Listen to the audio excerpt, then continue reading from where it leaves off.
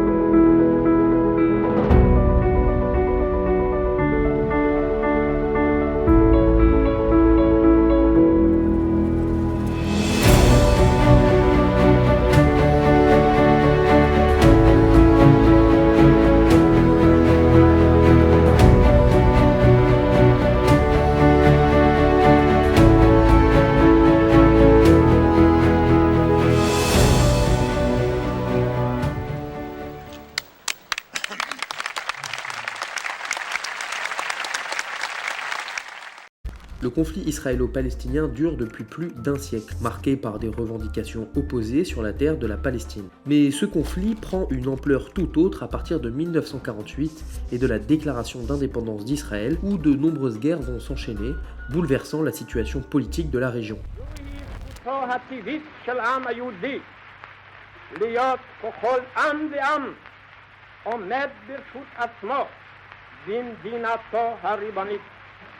אשר תפתח לרווחה את שערי המולדת לכל יהודי ותעניק לעם היהודי מעמד של אומה שוות זכויות בתוך העמים. Au moment de la signature des accords d'Oslo, en 1993 et 1995, les zones de peuplement palestiniennes de Gaza et de la Cisjordanie sont occupées et administrées par Israël. Mais ces zones n'ont en réalité jamais disposé d'un statut d'autonomie. Entre 1948 et 1967, Gaza était administrée par l'Égypte et la Cisjordanie par la Jordanie. Et de 1967 à 1993, c'est donc Israël qui prend le contrôle. Ces territoires de la Cisjordanie et de Gaza sont revendiqués par les Palestiniens, qui souhaitent y établir leur État et y exercer une pleine autonomie. Cela constitue l'un des principaux enjeux du processus de paix. L'État hébreu, durant cette période de contrôle des territoires occupés, développe notamment des colonies en Cisjordanie où impose des restrictions dures sur le peuple qui y voit une tentative d'effacer l'identité palestinienne. Au cours de cette période, des groupes armés se développent et s'engagent dans une lutte contre Israël. Ces tensions expliquent en grande partie les nombreux conflits qui ont marqué cette période. Revenons donc sur Oslo. Il y a d'abord Oslo I, signé en 1993, et Oslo II en 1995. Ce sont les deux accords principaux de ce processus. Ils avaient pour but de permettre aux Palestiniens en Cisjordanie et à Gaza, territoire occupé par Israël, de disposer d'un statut d'autonomie et de créer des institutions palestiniennes pour, à terme, établir un État israélien et un État palestinien. L'objectif étant d'établir une paix durable entre Israël et la Palestine, en posant les bases d'une autonomie limitée sur les régions de Gaza et de la Cisjordanie, qui devait devenir à terme complète. De l'autre côté, les accords devaient permettre à Israël d'assurer sa sécurité, notamment contre le terrorisme, en établissant des mécanismes de coopération sécuritaire entre Israël et la future autorité palestinienne. Voilà ce que sont les accords d'Oslo, une série d'accords visant à établir une paix durable entre Israël et la Palestine, en permettant entre autres à Israël de renforcer sa sécurité et à la Palestine de disposer d'un statut d'autonomie. Mais alors pourquoi ces accords ont-ils été signés en septembre 1993 ? Qui est-ce qui a décidé les deux parties à négocier et à envisager une paix durable et un règlement politique à cette période ?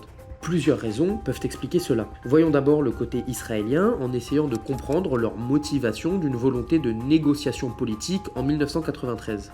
Nous sommes à cette période dans un contexte d'intifada, littéralement soulèvement en arabe, une période d'émeutes palestiniennes soudaines et populaires débutée en 1987 contre l'oppression israélienne sur le peuple et les territoires palestiniens. Le Proche-Orient maintenant, la guerre des pierres, un an après, le soulèvement dans les territoires occupés n'a pas perdu de sa force malgré les 300 morts palestiniens et les 6000 détenus. Au début, nul ne pensait que ce mouvement allait bouleverser, on peut dire cela, le jeu diplomatique au Proche-Orient. La forte répression de l'armée israélienne et les émeutes qui causeront environ 2000 morts palestiniennes et 300 morts israéliennes entament un changement idéologique du côté du gouvernement israélien qui commence à envisager une solution politique au conflit. Cette mobilisation palestinienne de l'intifada n'est pas un simple soulèvement, mais c'est un mouvement populaire de grande ampleur montrant un rejet généralisé et profond de l'occupation. Une mobilisation dirigée ensuite par l'OLP, l'Organisation de libération de la Palestine, mais d'abord soudaine, comme si s'élevait d'une voix l'intégralité de la communauté palestinienne contre l'oppression. Mais surtout, une mobilisation qui dure malgré une répression violente. La volonté palestinienne de résister ne peut plus être seulement effacée par la force. La couverture médiatique a aussi contribué à ternir la réputation d'Israël. Les images de soldats israéliens armés contre de jeunes Palestiniens uniquement équipés de pierres provoquent une pression diplomatique croissante sur Israël. L'intifada, la guerre des pierres, cet affrontement dans les territoires occupés par Israël se traduit par un bilan lourd sur une année, sur 12 mois, puisqu'il y aurait entre 350 et 500 victimes. Et aujourd'hui encore, un Palestinien a été tué par les tirs de soldats israéliens. Enfin, le coût technique et humain de cette occupation des territoires depuis la guerre des 6 jours a également convaincu Israël d'une résolution politique au conflit. Cette mobilisation palestinienne n'est pas un simple soulèvement. Du côté palestinien et donc de l'Organisation de libération de la Palestine, principal groupe résistant et représentant international du peuple palestinien, Yasser Arafat exécute un changement d'idéologie dans les années 80-90, favorisant les négociations de paix et la solution diplomatique. D'abord, dans les années 80, l'OLP perd de l'influence. En 1982 est lancée par Israël l'opération Paix en Galilée, ayant officiellement pour objectif de déloger l'OLP du Liban. En effet, le pays du Cèdre est une base privilégiée utilisée par le groupe d'Arafat pour attaquer Israël. Avec cette opération, l'OLP se retrouve affaiblie et expulsée du Liban. Ensuite, un nouveau groupe plus radical dans la lutte palestinienne voit le jour en 1987, 5 jours après le début de la première intifada, le Hamas. Hamas qui prend de l'influence là où l'OLP en perd, dû à ses échecs politiques. Également, la pression internationale sur l'OLP s'accroît pour entamer des négociations. La guerre du Golfe se termine en février 1991 et les États-Unis s'impliquent dans une résolution des conflits au Moyen-Orient. From ABC, this is World News Tonight with Peter Jennings, reporting tonight from the Middle East Peace Conference in Madrid. Good evening. Crawling before walking. The Secretary of State, Jim Baker, who did so much to make this peace conference possible, said that was the way it was today when the Arabs and Israelis finally sat down with one another. Everyone here in Madrid has pretty much the same assessment of this first day. The progress is in the fact that they are here. The road ahead will be very long, and there are landmines everywhere. Today, everyone was craning to see how the Israelis and the Palestinians would react to one another. Enfin, le financement de l'OLP diminue largement dans les années 80. L'URSS, soutien financier principal du groupe, s'effondre et les pétromonarchies du Golfe ont, pour plusieurs raisons, réduit leurs aides financières. Bref, une solution diplomatique s'impose peu à peu tant du côté israélien que du côté palestinien. L'un des tournants du processus d'Oslo a lieu en novembre 1988. Le chef de l'OLP, Yasser Arafat, déclare l'indépendance de la Palestine à Alger et accepte la solution à 2 États. Le Conseil national palestinien, au nom de Dieu et du peuple palestinien, proclame l'établissement de l'État de Palestine sur notre terre, avec pour capitale Jérusalem la Sainte. Et accepter la solution à 2 États implique une reconnaissance d'Israël. C'est donc inédit, mais l'OLP reconnaît implicitement Israël avec cette déclaration d'Arafat. Cette décision va contribuer à la solution diplomatique et joue certainement un rôle dans la décision d'Israël qui reconnaît au moment de la signature d'Oslo en 1993 l'OLP comme représentant du peuple palestinien. We shall negotiate with you a permanent settlement and with all our neighbors a comprehensive peace, peace for all. Alors ce n'est pas une reconnaissance directe de la Palestine par Israël, mais c'est une reconnaissance du droit des Palestiniens à mener une lutte nationale à travers l'Organisation de libération de la Palestine, dorénavant considérée légitime. Dans ces accords d'Oslo, Israël négocie donc le processus directement avec les Palestiniens, et non pas avec une puissance arabe tierce, comme avec les accords de Camp David par exemple. L'OLP devient donc officiellement le représentant du peuple palestinien aux yeux d'Israël. Cette reconnaissance mutuelle est inédite et permet la bonne tenue dans un premier temps du processus d'Oslo. Les conditions politiques sont donc réunies pour négocier la paix. Mais pourquoi l'OLP est choisi comme représentant d'une future autorité palestinienne? Et qu'en est-il de la Jordanie, qui contrôle administrativement la Cisjordanie depuis 1950? En effet, la Cisjordanie, territoire palestinien, est annexée par la Jordanie depuis le 24 avril 1950. La Jordanie a conservé une autorité sur ce territoire jusqu'en juillet 1988, même si ce contrôle n'est plus réellement effectif depuis 1967 et l'occupation israélienne. Cependant, cette occupation israélienne a toujours été rejetée par le monde arabe et international en général. La Jordanie conserve donc moralement l'autorité sur cette région palestinienne.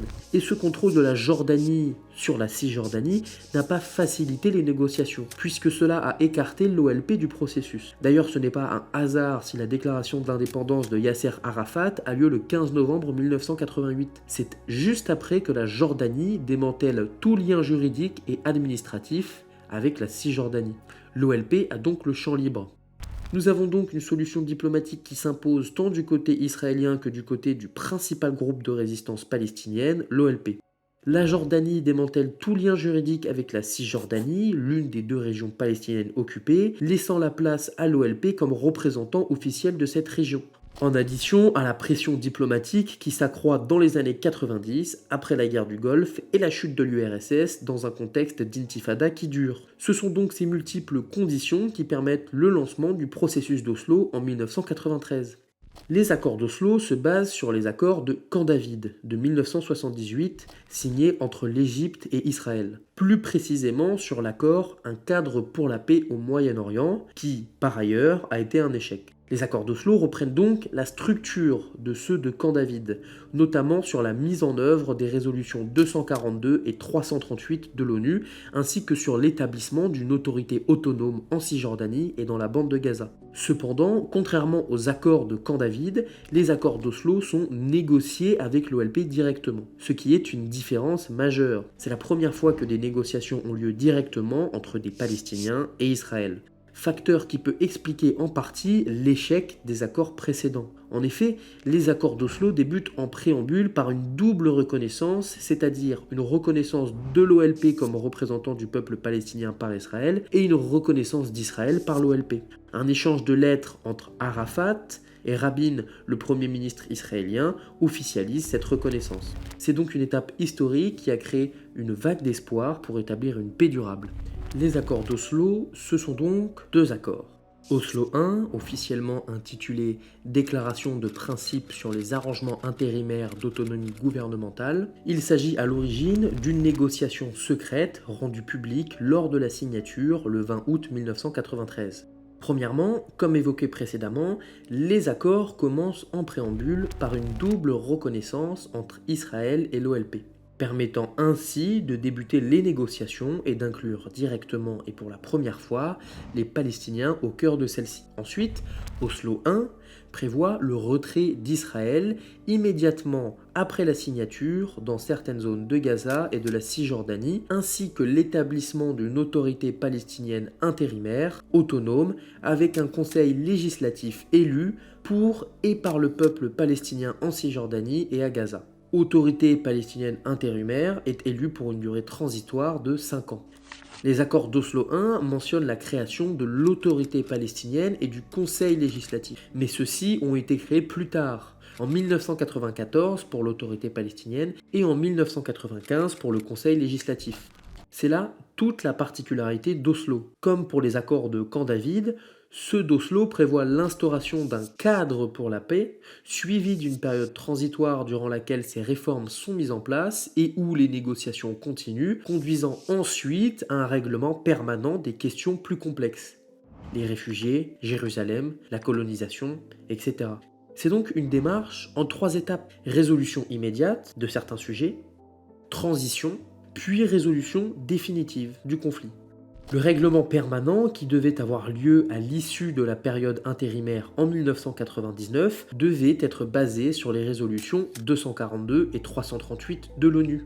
La résolution 242 de l'ONU est une résolution prise à la suite de la guerre des 6 jours. Elle prévoit entre autres le retrait des forces armées israéliennes des territoires occupés depuis cette guerre, c'est-à-dire à l'époque Gaza, la Cisjordanie, le Golan et le Sinaï.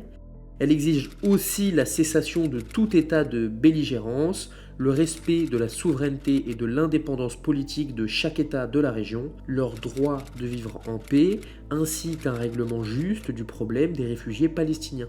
La résolution 338, adoptée lors de la guerre du Kippour en 1973, réaffirme l'importance de la résolution 242 et demande que des négociations pour une paix durable débutent au Moyen-Orient.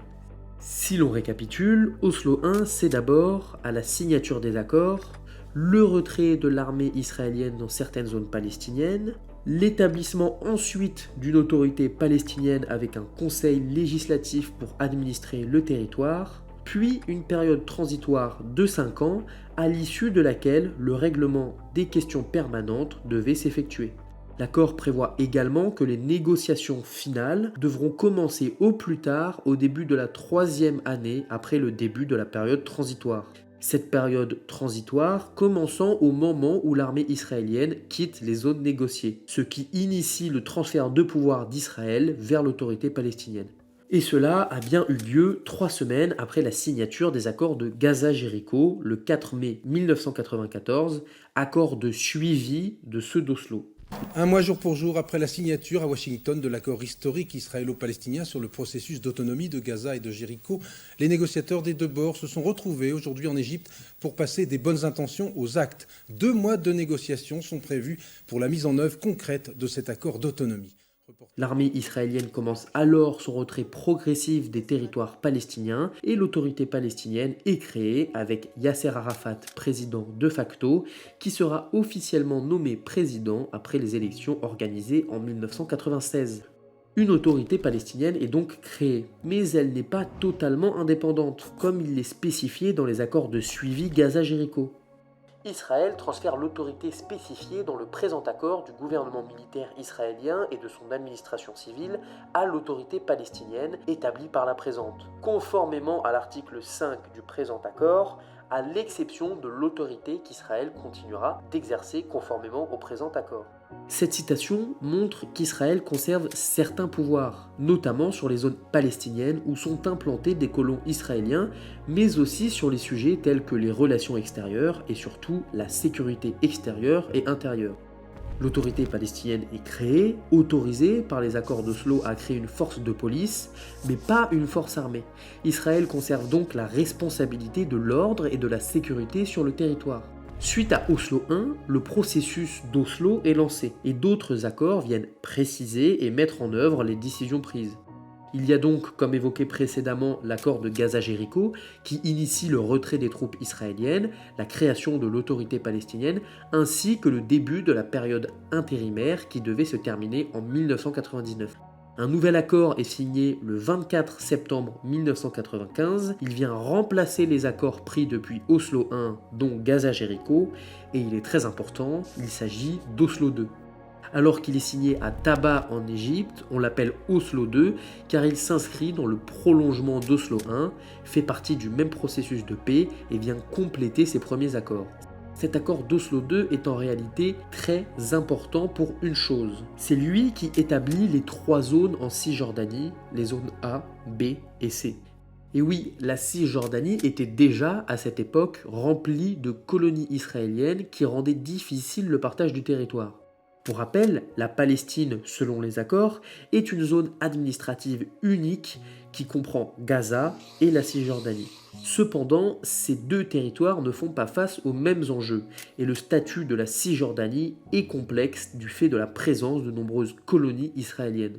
Dans les faits, toute la Cisjordanie ne sera malheureusement pas transférée à l'autorité palestinienne. Parlons plus en détail de cette tripartition de la Cisjordanie. Il y a d'abord la zone A, c'est la zone entièrement administrée par l'autorité palestinienne. À l'origine, elle ne représentait que 3% du territoire. Aujourd'hui, elle représente environ 18% de la Cisjordanie. Normalement, cette zone est exclusivement palestinienne, et les forces de défense israéliennes ne sont pas censées y pénétrer, sauf cas exceptionnels. Cependant, depuis la seconde intifada, ce droit n'existe plus réellement et les forces de défense israéliennes pénètrent régulièrement le territoire pour y mener des raids ou l'occuper temporairement. Ensuite, la zone B est administrée conjointement par Israël et l'autorité palestinienne. Elle représente environ 22% du territoire. L'administration civile est gérée par l'autorité palestinienne, tandis que la sécurité est conjointe. Les zones A et B forment ce que l'on appelle les enclaves palestiniennes. Il reste donc la zone C, qui représente à l'origine 71% du territoire et qui correspond aujourd'hui officiellement à 61% de la Cisjordanie. Cette zone est entièrement administrée par Israël. Il y a donc, au sein même d'un petit territoire comme la Cisjordanie, 3 zones éparpillées, ce qui est une des causes majeures des échecs du processus de paix. Pour résumer, voici les mesures principales des accords d'Oslo. La création d'une autorité palestinienne avec un conseil législatif, le transfert des pouvoirs civils vers cette autorité sur la zone administrative unique de Gaza et de la Cisjordanie, le retrait des forces israéliennes de Gaza et de certaines zones de la Cisjordanie, et enfin la tripartition de la Cisjordanie en 3 zones d'administration distinctes. Alors, les accords d'Oslo sont techniquement toujours en vigueur aujourd'hui. Toutefois, dans les faits, s'ils ont permis de mettre en place certaines structures, ils n'ont pas atteint leur objectif et ont été violés à de nombreuses reprises. Dès le départ, les questions majeures des réfugiés de Jérusalem ou encore de la colonisation devaient être réglées par un accord final à l'issue de la période intérimaire en 1999. Cela n'a jamais eu lieu, ce qui soulève des doutes sur l'efficacité de ces accords. Un point crucial de cet échec, c'est l'inefficacité du redéploiement militaire israélien. L'accord d'Oslo I prévoyait le retrait de l'armée israélienne d'une partie de la bande de Gaza et de la région de Jéricho, ce qui devait être effectif avec les accords de Gaza-Jéricho en 1994. Par la suite, les accords prévoyaient un retrait progressif qui devait être mis en œuvre en Cisjordanie conformément à Oslo II entre 1995 et 1997, avec notamment le protocole d'Hébron qui prévoyait un retrait partiel d'Israël de cette ville. Cependant, les redéploiements israéliens restants et le transfert de certaines parties de la zone C à l'autorité palestinienne, comme les zones stratégiques proches de la vallée du Jourdain ou les zones agricoles proches de la mer Morte, n'ont jamais été réalisés. Les négociations se sont bloquées. D'un côté, la colonisation israélienne qui devait être gelée s'est au contraire intensifiée, compliquant tout redéploiement. De l'autre, Israël a invoqué des préoccupations sécuritaires pour justifier le maintien de sa présence militaire. L'échec de ces accords d'Oslo s'explique aussi par un changement majeur sur la scène politique israélienne. Le processus de paix bouleverse la société israélienne et aboutit à l'assassinat du Premier ministre Rabin en novembre 1993 par un extrémiste israélien opposé à Oslo. C'est donc hier soir qu'un jeune juif extrémiste de 27 ans a tiré sur Yitzhak Rabin. 3 balles ont atteint le Premier ministre qui n'a pas survécu. Monsieur Rabin venait de prononcer, vous l'avez entendu, un discours pour la paix devant 100 000 personnes. Aux élections de 1996, le leader du Likoud, Benjamin Netanyahou, succède au Parti travailliste avec une ligne politique beaucoup plus dure vis-à-vis du processus de paix. En janvier 1997, Netanyahou déclare « Nos objectifs sont différents de ceux des gouvernements précédents.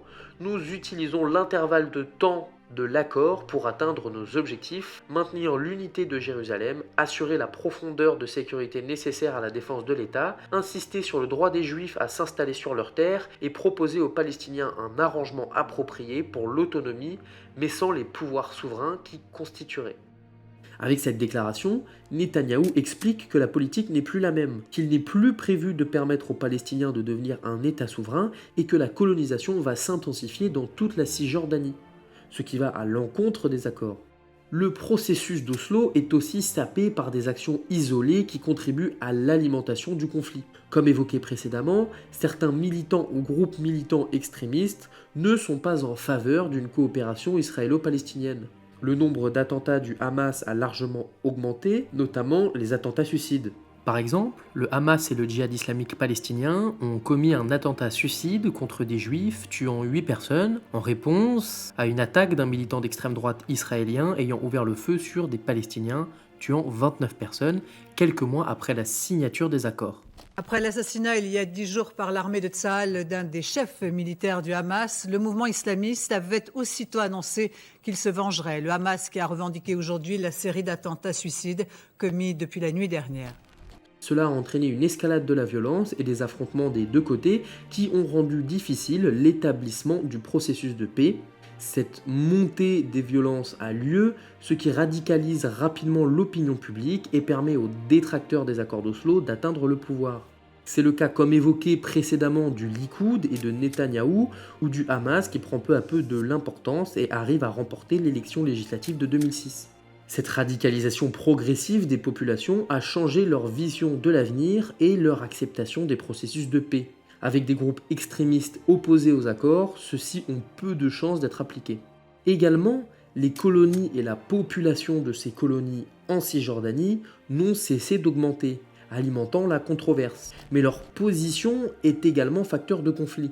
La zone C, donc la zone israélienne, contient la majorité des ressources naturelles de la Cisjordanie, comme les zones israéliennes près du Jourdain qui, comme évoqué précédemment, devaient être transférées à l'autorité palestinienne, mais ne l'ont pas été en raison de leur importance stratégique. Cette zone israélienne sape donc l'économie palestinienne qui pourrait, selon la Banque mondiale, réduire son déficit de moitié en exploitant ces zones. De plus, le caractère très fragmenté des zones palestiniennes, qui sont parfois très isolées, rend difficile leur développement. Des restrictions de mouvement sont imposées par Israël et le passage entre Gaza et la Cisjordanie qui devait être facilité ne l'a pas été, ce qui rend difficile l'intercommunication entre ces enclaves et entre Gaza et la Cisjordanie. Complexifie ainsi le développement de l'économie, de l'éducation, de la Palestine. Sans compter le fait que plusieurs centaines de milliers de Palestiniens vivent en zone C et que les permis de construire accordés aux Palestiniens sont rares. Des centaines de bâtiments jugés illégaux sont détruits chaque année, contribuant à alimenter la frustration globale palestinienne. Ces accords sont donc un échec, en partie par le manque de transfert d'autorité entre l'autorité palestinienne et Israël, par la montée en influence des groupes extrémistes issus de la série d'affrontements qui ont eu lieu peu après la signature, par le changement de politique d'Israël et de facto, comme évoqué précédemment, par la montée de la politique coloniale israélienne. Les accords d'Oslo préservent également le contrôle exclusif d'Israël sur la frontière, l'espace aérien et les eaux territoriales de Gaza. Ce sont donc des conditions asymétriques qui ont été mises en place par ces accords qui contribuent également à expliquer leurs échecs. Mais pour finir, nous pouvons dire que l'échec d'Oslo est aussi dû au contenu même de l'accord. S'il y avait assez d'opposants à Oslo pour faire basculer la politique des deux parties, ce n'est pas uniquement dû à la brutalisation des sociétés israéliennes et palestiniennes, mais aussi pour les Palestiniens à des accords jugés pour certains promoteurs d'une paix négociée et injuste. Les accords ne mentionnent jamais la création d'un État souverain palestinien, mais optent plutôt pour un statut d'autonomie, utilisant l'OLP comme un sous-traitant dans le but de renforcer la sécurité d'Israël.